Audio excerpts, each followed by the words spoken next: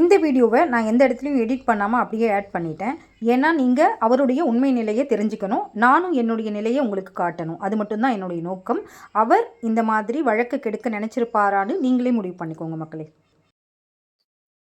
Cover போட்டிருக்கீங்களா? Phone cover போட்டிருந்தா கழட்டிடுங்க. இல்லைனா அதுதான் கருப்பா தெரியுதா என்னன்னு தெரியல.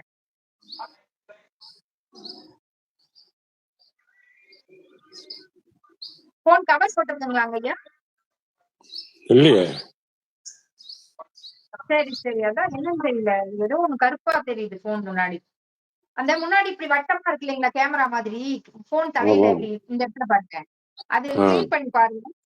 இல்லன்னா எது முன்னாடியாவது மறைக்குதா என்னன்னு தெரியல. எதுல வச்சிருக்கீங்க போன? சேர்லீங்களா? சேர்ல வச்சிருக்கீங்களா போன? இல்ல, கையில தான் வச்சிருக்கேன்.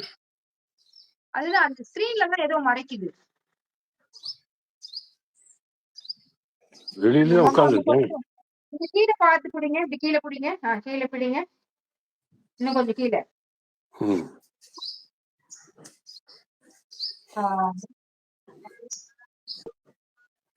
ஓகே ஓகே ஓகேங்க ஐயா, ஓகே ஓகே போலாம். வணக்கம் வணக்கம் அனைவருக்கும் வணக்கம். மக்கள் அனைவருக்கும் வணக்கம். நம்மோடு மூத்த வழக்கறிஞர் திரு கோ ரத்தினமையா இணைந்திருக்கிறார். பல சந்தர்ப்ப சூழ்நிலைகளுக்கு இடையில அவராலையும் பேச முடியல தொடர்ந்து ஸ்ரீமதி பாப்பா வழக்குல. இன்னைக்கும் அவரை இணையத்துல பிடிக்கிறது ரொம்ப கஷ்டமா இருந்தது. இருந்தாலும் அவர் ஒத்துக்கிட்டு பேசுறேன்னு சொல்லியிருக்காரு. பேசுவார் நம்மோடு. வணக்கம். வணக்கம் ஐயா. வணக்கம், சொல்லுங்க. ஸ்ரீமதி வழக்குல ஐயா ரொம்ப பின்னடைவா இருக்கு. இது வரைக்கும் எந்த ஒரு முன்னேற்றமும் இல்லை. கலவர வழக்க முன்னெடுத்திருக்காங்க. வழக்கு போயிட்டு இருக்கும் பாதை உங்களுக்கு நல்லாவே தெரியும், நீங்களும் வாட்ச் பண்ணிட்டு இருக்கீங்க. 12ஆம் தேதி ஒரு ஆர்டர் போடணும் இருக்காராம் ஜட்ஜி. 12ஆம் தேதி 24ஆம் தேதி வருதுன்னாங்க ஐயா. வர 24ஆம் தேதி என்னமோ 12ஆம் தேதி ஒரு ஆர்டர் போடணும் இருக்காரு. ஓ சரிங்க அப்படின்னாங்க. அது போட்டாங்கன்னா இதா இருக்கும். சரிங்க ஐயா, சரிங்க ஐயா. இப்போ கோர்ட்ல நம்ம ப்ரொடெஸ்ட் பெட்டிஷன் போட்டு அதுக்கப்புறம் இந்த வழக்கு எது மாதிரி போகும்னு நீங்க நினைக்கிறீங்க? இல்ல, அவரு ஜட்ஜி பார்த்துட்டு வேற ஒரு டீம் இன்வெஸ்டிகேட் பண்ணணும் கூட ஆர்டர் போடலாம்.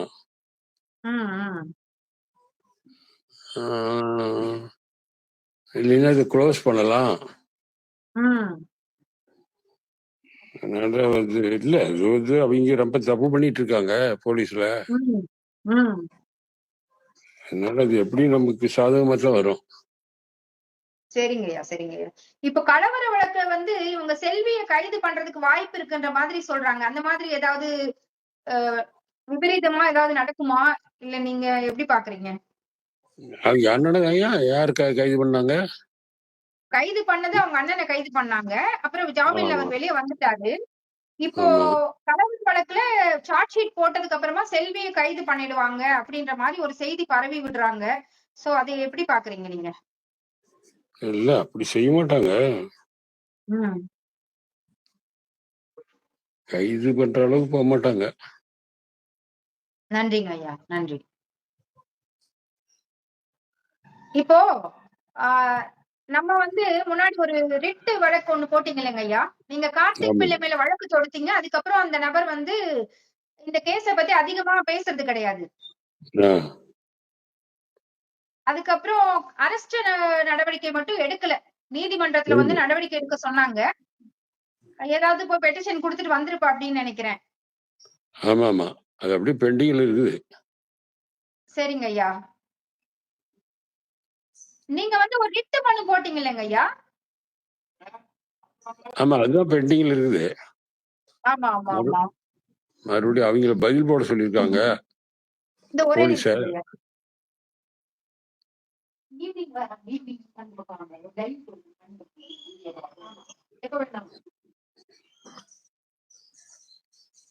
அதான் மன்னிக்கணும். உங்க முகம் தான் கொஞ்சம் நேரா வைங்க ஐயா. கொஞ்சம் பாதி கட் ஆகுது பாருங்க. ஆ, இப்படி வைங்க. இப்படி வைங்க போன. இப்படி ம், வைங்க. ஓரளவுக்கு தெரியுது. ஓரளவு.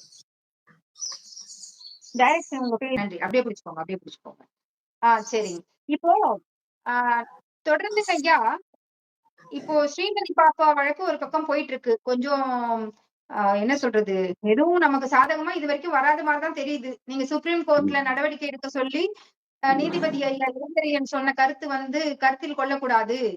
வி விசாரணையின் போது என்ன இருக்கோ அதுதான் பண்ணணும்னு சொல்லியிருந்தாங்க. ம், சரி இப்போ அனாவசியமா உங்கள பற்றியும், என்னை பற்றியும் அவதூறு கருத்துக்கள் பேசுறாங்க. அத நான் ம். உங்களுக்கு அனுப்பி வச்சிருந்தேன். அத பத்தி நீங்க என்ன நினைக்கிறீங்க? அது நிறைய பேர் இது மாதிரி கிரிமினலா தான் இருக்கிறாங்க. ஆ இதுல ஏதாவது போட்டு என்ன கிடைக்க போகுது? அவங்க சும்மா வெட்டி வெட்டி வேலை அதை செஞ்சுட்டு தான் இருக்காங்க.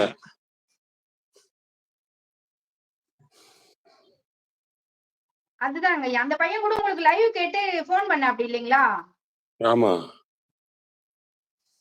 அதுதான். இப்ப அவதூறு கருத்துக்கள வந்து நீங்க தான் மண்டபம் கட்ட சொன்னீங்க. அறக்கட்டளை நீங்க தான் ஓபன் பண்ண சொன்னீங்க. அது தெரியாத ஏதாவது ரெண்டு பேசிட்டு இருப்பானுங்க. ஆ, ஆ, நான் ஆ. நான் நான் எங்க போய் கட்ட சொன்னேன்? ம். சும்மா அதெல்லாம். அதான். அதாங்க ஐயா. நீங்க தான் நம்பர பொது வெளியிலேயே விட்டுருக்கீங்களே. அந்த மாரி உங்கள ம். பத்தி ஏதாவது பொதுமக்களுக்கு சந்தேகங்கள் இருந்தா தாராளமா கேட்கலாம் உங்ககிட்ட. ஆ?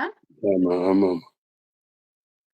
அவதூறு செய்திகள் பரப்புறவங்க அந்த மாரி தான் பண்ணிட்டு இருப்பாங்க. அதாவது அவங்களால வழக்குல எந்த ஒரு முன்னேற்றத்தையும் கொண்டு வர முடியாது.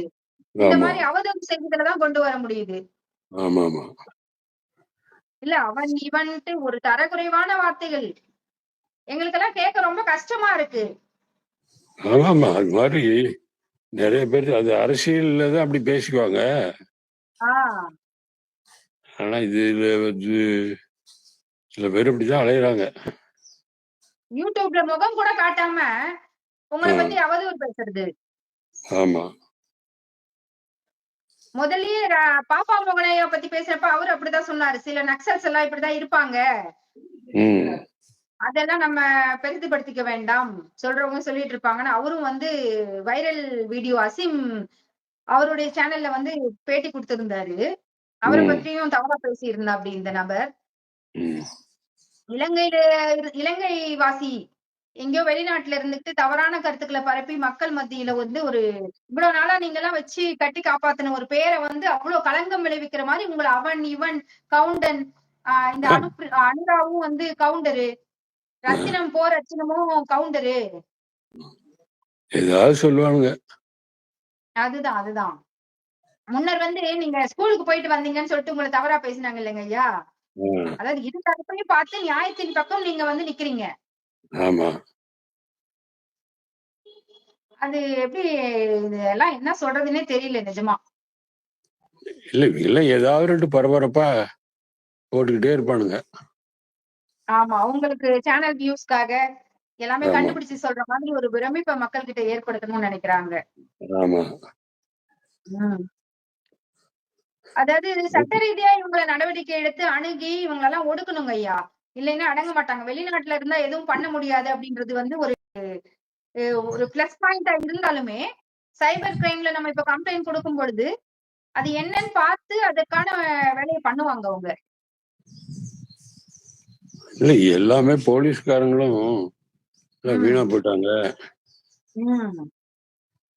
அதெல்லாம் வந்து சரியான நடவடிக்கை எடுக்கிற மாதிரி அதிகாரிகள் முகம் இப்படி வைங்க ஐயா. கீழே நேரா வைங்க போன. அதிகாரிகள் ரொம்ப குறைஞ்சு போயிட்டாங்க. அதான் போதும் அப்படி வச்சுக்கோங்க. அதான் ஏதோ ஒண்ணு மறைக்குதுங்க ஐயா போன். அதுதான் என்னன்னு தெரியல. உங்க முகத்தை பாத்துக்கிட்டு ரொம்ப கஷ்டமா இருக்கு. இவ்வளவு கஷ்டப்பட்டு உங்களை பிடிச்சு கூட ஏதோ ஒண்ணு மறைக்குது. நான் வெளியில தான் இருக்கிறேன், வீட்டுக்கு வெளியில. அதான் இல்ல அது ஸ்கிரீன்ஷாட் எடுத்து அனுப்புறேன். அப்புறமா பாருங்க நீங்க. அந்த மாதிரி தெரியுது உங்களுடைய முகம். ரொம்ப சந்தோஷம் ரொம்ப நாள் கழிச்சு உங்ககிட்ட பேசுனதுங்க ஐயா. சரி. ஸ்ரீமதி அம்மாவும் ஒரு தடவை சொன்னாங்க போன் பண்ணேன் அவருக்கு பிடிக்க முடியல அப்படின்னு சொல்லிட்டு. நானும் உங்களை பல தடவை போன் பண்ணேன் எடுக்கவே முடியல. நீங்க எடுக்கல.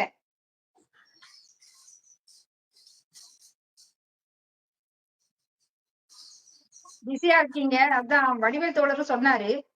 ம். ஐயா வெளிய வடிவேல் இருக்காரு பேசுவாரு. அப்படின்னு சொல்லிட்டு. வடிவேல் அவங்க பேசுவாரு. ஃபோன் பண்ணதுல அவங்க ஆ. அதாவது கோர்ட்ல அந்த ஸ்ரீமதி கலவர வழக்குல உங்களுக்கும் சம்மன் அனுப்பியிருந்தாங்கன்னு சொன்னீங்களே. ஆமாம், வந்திருந்தாரு அந்த இன்ஸ்பெக்டரு. ம், ம், ம். வந்திருந்தாரு அங்க சேலத்துக்கு. ம். அப்புறம் நான் பதில் சொன்னேன். நான் வந்து தப்பாவெல்லாம் பேசல அப்படின்னா, அப்புறம் அவரும் வந்து புரிஞ்சுக்கிட்டாரு. ம், ம், ம். அது பரவாயில்ல. சரி, சரி, சரி. ஒரு விசாரணை பண்றாங்க. ம். உங்களோட கருத்துக்களை தானே சொல்றீங்க. ஆமா. ம். பேசுறவங்க பேசிட்டு தாங்க ஐயா இருப்பாங்க. அன்புள்ள அப்பா. ம். என்ன பண்ண முடியும்? அதாவது நீங்க இவ்வளவு நாள் ஸ்ரீமதி வழக்குல வந்து வரலன்னு சொல்லிட்டு புரளிகளை கிளப்புறாங்க. அடிக்கடி முன்ன ஆ. பேட்டி எல்லாம் கொடுத்துட்டு இருப்பீங்க. ஆமா. ஆமா. இப்ப வந்து அடிக்கடி வர முடியல, நாமக்கல்ல இருக்கீங்க. ம். அத வந்து சாதகமா பயன்படுத்தி தவறான கருத்துக்களை பரப்புறாங்க.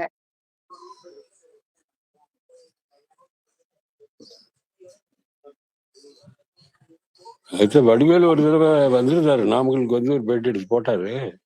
ம், ம், ம். இருக்கிறோம், நாங்களும் எல்லாத்தையும் பார்த்துக்கிட்டு தான் இருக்கிறோம். பாத்துட்டு தான் இருக்கீங்க. ஆமா.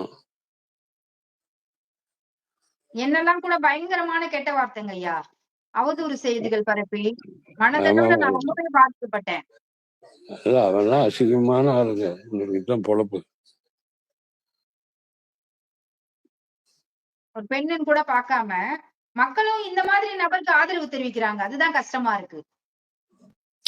என்ன பண்றது, மக்கள்ல பல ரகம் இருக்காங்க. ஆமா, ஆமா. அதாவது நியாயம் ஸ்ரீமதிக்கு நீதி வேணும்னு பேசும்பொழுது பரவாயில்ல. அவதூறு கருத்துக்களை பரப்பும் பொழுது எதிர்த்து கேட்கணும் இல்லைங்களா? ம்.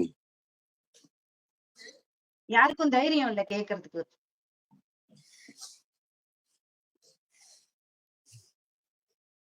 ஸ்ரீமதி பாப்பா வழக்குல எப்படிங்க ஐயா நீதி கிடைக்குமா? இல்ல இப்படியேதான் இழுத்துக்கிட்டே இருப்பாங்களா? எவ்வளவு வருடங்கள் பிடிக்கும்னு நினைக்கிறீங்க? இல்ல, நாள் ஆகும். ஆனா இதெல்லாம் மறைக்க முடியாது. மறைய முடியாது. ம். ம். சரிங்க ஐயா, சரிங்க ஐயா. தண்டனை கிடைக்கும்னு நினைக்கிறீங்க? ஆமாமா. சரிங்க ஐயா, சரிங்க ஐயா. அடிக்கடி தொடர்புல இருங்க, பேசுங்க. வாங்க சரி முடிஞ்சா. சரி சென்னை சரி. வாங்க. வரேன்னு சொன்னீங்க. ஜூலை மாசம் போயிடுச்சு. வாங்க ஆ, உங்களுடைய உடல்நிலையை பார்த்துக்கிட்டு நேரம் இருக்கும் பொழுது வாங்க. சரி இல்ல சரி நாங்க வந்தா பாக்குறோம். சரி. நன்றிங்க ஐயா. இவ்வளவு நேரம் பதில் சொன்னதுக்கு ஆ, நன்றி. நல்லது ஆஹ் நல்லது நல்லது. ஏதாவது செய்தி சொல்றீங்களா மக்களுக்கு ஸ்ரீமதி வழக்கை பத்தி? ஆ, உங்க ஸ்ரீமதி வழக்குடைய நிலை பற்றி ஏதாவது உங்களுடைய கருத்து சொல்றீங்களா? இல்ல அது எப்படி வந்து தண்டனை ஆகும். ஏமாற்ற முடியாது. ம், கொலை பண்ணிட்டு ம். அது இதையும் புரளி கிளப்பி தப்ப முடியாது. சரிங்க ஐயா, சரிங்க ஐயா. நன்றி, நன்றி. நல்லது. சரி, உடம்பு பாத்துக்கோங்க ஐயா. ம். சரிங்க ஐயா. ஸ்ரீமதி அம்மா போன் பண்ணா பேசுங்க. என்னுடைய போனையும் நீங்க ரொம்ப நேரமா எடுக்கல. சரி. பேசிங்களா? சரி. சரிங்க ஐயா, சரிங்க ஐயா. நன்றி, நன்றி. நல்லது நல்லது. மக்கள் அனைவருக்கும் வணக்கம். ரத்தினம் ஐயா கூட ஃபோனில் பேசி போடுறதுன்றது ரொம்பவே கடினமான விஷயம். அவரை வந்து ஒரு லைவில் வந்து பேச வைக்கிறது அல்லது வந்து ஒரு ஆன்லைன் காலில் பேச வைக்கிறது, இது எல்லாமே ரொம்ப கஷ்டம்தான். இருந்தாலும் ரொம்ப முயற்சி பண்ணி காலையிலேருந்து ஒரு 2 hours ட்ரை பண்ணி அவரை நான் பேட்டி எடுத்து போட்டிருக்கேன். ஏதோ கொஞ்சம் என்னால் கிளாரிட்டியாக தர முடியலைனாலும் அவர் என்ன நிலையில் இருக்கார் அப்படின்றத வெளிப்படுத்த என்னால் முடிஞ்சுது. இந்த ஒரு மனிதரோடு சேர்ந்து நான் வந்து இந்த வழக்கு கெடுக்க என்ன முயற்சி எடுக்கிறேன்னு நீங்கள் இந்த வீடியோ பதிவின் மூலமாக நீங்கள் புரிஞ்சிருப்பீங்கன்னு நான் நம்புகிறேன். அதே நேரத்தில் இவர் அந்த மாதிரி ஒரு மனிதரும் கிடையாது. இவருடைய பாஸ்ட்டு, அதாவது இவருடைய பழைய காலங்களில் இவர் எந்த அளவுக்கு ஒரு போராட்டவாதியாக இருந்திருக்காருன்னு நீங்கள் இணையத்தில் போய் தேடி பாருங்கள். ரத்தினம்னு போட்டு பார்த்தீங்கன்னாலே வரும். அவ்வளோ ஒரு நல்ல மனிதர். இவரை பற்றி நீங்கள் தெரிஞ்சுக்கணுன்னு ஆசைப்பட்டீங்கன்னா நிறையவே இவரை பற்றி நம்ம தெரிஞ்சுக்கலாம். ஆசைப்படுறது கிடையாது, பழகி பாருங்கள். அவ்வளோ ஒரு நல்ல மனிதர். அவரை பற்றி நம்ம தேட ஆசைகள் அவ்வளோ வரும். தினமலரில் கூட ஒரு பேட்டி எடுத்து போட்டிருக்காங்க. அற்புதமான மனிதர். இவர் எனக்கு வேண்டப்பட்டவர்லாம் கிடையாது. இந்த ஸ்ரீமதி வழக்கில் மிக முக்கியமாக இவர் நமக்கு பல நேரங்களில் நம்ம சோர்ந்து இருந்த பொழுது இவருடைய காணொளிகள் நமக்கு அவ்வளவு பூஸ்டப்பாக இருந்துச்சு. இது யாருமே மறுக்க முடியாது. ஆரம்ப காலகட்டத்திலேருந்து வழக்கை வாட்ச் பண்ணிட்டு இருக்கவங்களுக்கு நிச்சயமாக தெரியும். எனக்கு என்ன பேசுறதுன்னு தெரியல. ஸோ இவரை மாதிரி ஒரு நல்ல மனிதர்களை நம்ம அவதூறு செய்திகள் மூலமாக காயப்படுத்த வேண்டாம். ஏன்னா அவர் அப்டேட்டோட தான் இருப்பார். இப்போ கூட ஒரு செய்தி சொன்னார் பார்த்தீங்களா, 12ஆம் தேதி இன்னொரு கடிதம் போடலான் இருக்காரு அப்படின்னு சொல்லிட்டு. அதாவது நமக்கு தெரியாத விஷயங்கள் கூட இவருக்கு தெரியும். ஏன்னா இந்த வழக்கில் இவர் அப்டேட்டோட தான் இருப்பார். அதில் எந்தவித மாற்றமும் இல்லை. புரளிகளை நம்ப வேண்டாம் தயவு செய்து. ரத்தினம் ஐயா மீது தவறான கருத்து இருக்குன்னு தான் நான் அந்த நபர்கிட்ட சொன்னேன். இவன் இதை மேனிப்புலேட் பண்ணுறான். அதுக்கு முன்னாடி நான் என்ன சொன்னேன் அதெல்லாம் இவன் போடாமல் ஜஸ்ட் பிரேக் பண்ணி அவனுக்கு என்ன தேவையோ, ஒருத்தர் தவறாக க்ரியேட் பண்ணணுன்னா என்ன தேவையோ அதை மட்டும் போடுறான். அது மட்டும் இல்லாமல் அந்த செய்தி எனக்கு சொன்னது நம்ம யாருன்னு நான் பேர் மென்ஷன் பண்ணலை. இதெல்லாம் ஒரு முக்கியமான விஷயம்னு இவனுக்கு நான் பதில் சொல்கிறதுக்காக இந்த வீடியோ பதிவு நான் போடல. மக்களுக்கு என் நிலைப்பாடை எப்படின்னு தெரிவிக்கணுன்ற ஒரே எண்ணத்தோடு தான் நான் இந்த பதிவை போடுறேன்.